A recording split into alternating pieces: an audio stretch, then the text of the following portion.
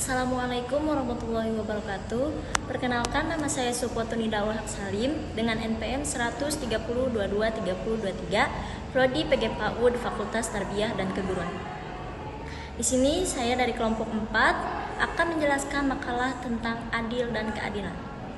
Pancasila digunakan dalam pembentukan undang-undang atau sebagai tahapan utama dalam proses pembentukan undang-undang. Peraturan perundang-undangan sejalan dengan semangat kemanusiaan Indonesia, masyarakat yang adil, beradab, dan menjamin keadilan sosial bagi seluruh rakyat Indonesia. Karena itu, pemahaman tentang keadilan Pancasila perlu dilakukan untuk menghasilkan kesamaan persepsi tentang keadilan. Permasalahan yang timbul dalam menjelaskan hakikat Pancasila adalah hambatan bagi berkembangnya hukum yang baik. Pancasila yang sangat serbaguna, beberapa ahli mempunyai pendapat berbeda mengenai hal ini. Sama oleh para ahli, oleh karena itu tidak menimbulkan banyak penafsiran dalam menjelaskan sifat-sifatnya Pancasila. Adil dan keadilan adalah dua konsep yang sering digunakan dalam konteks hukum, moral, dan sosial. Meskipun sering digunakan bersamaan, keduanya memiliki makna yang sedikit berbeda, yaitu yang pertama ada adil. Adil mengacu pada tindakan atau sikap yang tidak memihak atau tidak memihak kepada satu pihak lebih dari yang lain. Ini mencerminkan kesetaraan dan ketidakberpihakan dalam perlakuan terhadap individu atau kelompok. Adil juga berhubung dengan kesetaraan peluang. Misalnya, sistem pendidikan yang adil akan memberikan setiap individu peluang yang sama untuk belajar dan berkembang.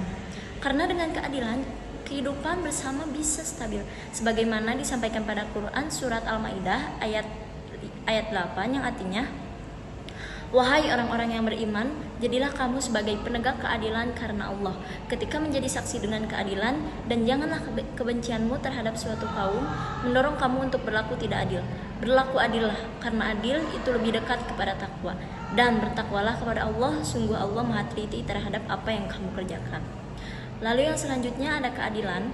Keadilan merupakan prinsip yang lebih luas yang berfokus pada distribusi yang adil dan merata atas hak, sumber daya, hukuman, atau konsekuensi.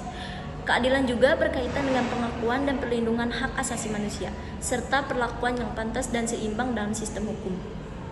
Keadilan bisa mencakup berbagai hal seperti yang pertama, keadilan sosial, yaitu menjamin bahwa kebutuhan dasar semua anggota masyarakat dipenuhi dan mengurangi ketidaksetaraan sosial.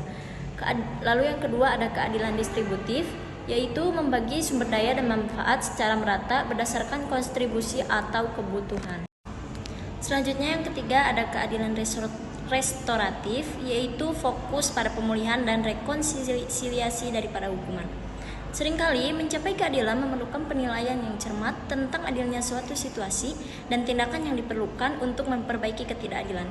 Keadilan merupakan tujuan yang penting dalam sistem hukum dan nilai-nilai sosial, dan konsep ini dapat bervariasi tergantung pada budaya, nilai-nilai, dan norma-norma masyarakat tertentu. Sila kelima, yaitu keadilan sosial bagi seluruh rakyat Indonesia, merupakan salah satu dari 5 sila dalam Pancasila yang merupakan dasar ideologi Indonesia. Sila ini menekankan pentingnya keadilan sosial bagi seluruh rakyat Indonesia. Selanjutnya ada permasalahan pada prinsip kelima. Sila kelima Pancasila merupakan keadilan sosial bagi seluruh rakyat Indonesia. Dengan itu beberapa masalah berdasarkan ini meliputi yang pertama ada ketimpangan ekonomi, yaitu masalah yang disebabkan oleh kekayaan dan peluang ekonomi yang dapat menimbulkan kesenjangan sosial dan ekonomi yang besar. Lalu yang kedua ada kemiskinan, yaitu sebagian besar penduduk Indonesia masih mengalami masalah kemiskinan, terutama di wilayah pedesaan dan perkotaan yang tinggal. Lalu yang ketiga ada akses terhadap kesehatan dan pendidikan. Mengapa akses terhadap kesehatan dan pendidikan menjadi masalah? Karena tidak semua masyarakat Indonesia memiliki akses yang sama terhadap layanan kesehatan dan pendidikan yang berkualitas, sehingga dapat menghambat pencapaian keadilan sosial. Lalu yang keempat ada diskriminasi dan perlakuan tidak adil. Selanjutnya ada masalah lingkungan hidup, yaitu pengelolaan lingkungan yang tidak berkelanjutan dapat merugikan generasi mendatang dan menghambat tercapainya keadilan sosial jangka panjang. sehingga dapat menarik kesimpulan bahwa sila kelima adalah salah satu dari 5 sila Pancasila yang menekankan pentingnya keadilan sosial bagi seluruh rakyat Indonesia. Dalam makalah ini telah dibahas secara mendalam tentang konsep keadilan sosial, implementasinya dalam masyarakat, serta relevansinya dengan pembangunan dan kesejahteraan sosial. Pentingnya keadilan sosial dalam mewujudkan masyarakat yang adil dan merata telah ditekankan. Konsep ini mencakup distribusi yang adil dari sumber daya, perlindungan hak asasi manusia, akses yang setara terhadap pendidikan, kesehatan, dan kesempatan ekonomi bagi semua warga negara. Sila kelima dalam Pancasila adalah fondasi penting dalam pembangunan masyarakat yang adil dan merata di Indonesia.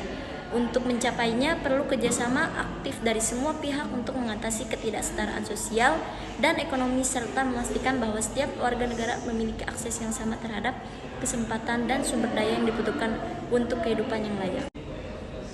Demikian presentasi dari saya. Sekian, mohon maaf bila ada perkataan yang kurang berkenan.